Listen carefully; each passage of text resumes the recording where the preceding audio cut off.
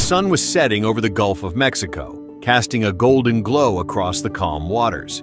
For veteran fishermen Mike, Carl, and their young apprentice, Jake, it had been a long day with little to show for their efforts.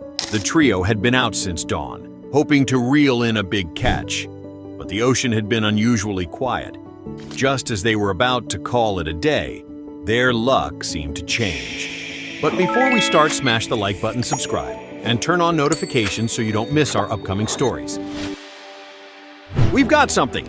Jake shouted, his voice filled with excitement as the fishing line suddenly went taut.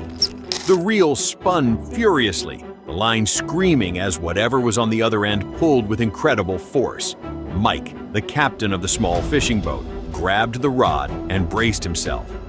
"This feels big," he said, his muscles straining as he fought to keep control. "Could be a shark." Carl, the most experienced of the group, leaned over the side of the boat, peering into the dark water. Whatever it is, it's putting up one hell of a fight. The struggle lasted nearly 20 minutes, the men taking turns to reel in the massive catch. Finally, the creature began to tire, and they were able to pull it closer to the surface. As it neared the boat, they caught their first glimpse of it, a large, dark shape moving just below the water. "That's no shark," Carl muttered, his voice tinged with unease. "Look at the way it's moving." Mike and Jake exchanged nervous glances. The creature's movements were erratic, almost unnatural, and its shape was unlike anything they had ever seen. As they finally hauled it onto the deck, their confusion turned to shock. The creature was massive, easily over 10 feet long, with a body that resembled a cross between a fish and something far more sinister. Its skin was a mottled gray, covered in strange bioluminescent patches that glowed faintly in the fading light. Its head was elongated, with a mouth full of razor-sharp teeth, but what truly horrified them were its eyes, large, black, and eerily human-like. "What the hell is that?"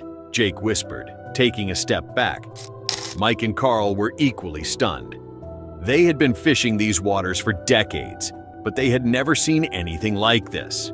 The creature thrashed violently on the deck, its tail slamming against the boat with enough force to make the entire vessel shudder. "We need to get it back in the water," Carl said, his voice urgent. "This thing, it's not natural." But before they could act, the creature let out a guttural, almost otherworldly screech that sent chills down their spines. The sound was deafening, and it seemed to echo across the water.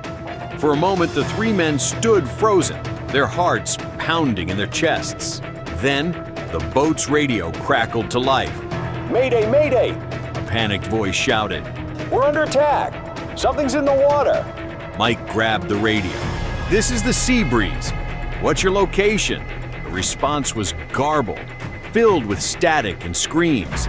It's tearing the boat apart. We can't..." The transmission cut off abruptly, leaving only silence. The three men stared at each other, their faces pale. "We need to get out of here," Mike said, his voice trembling. "Now."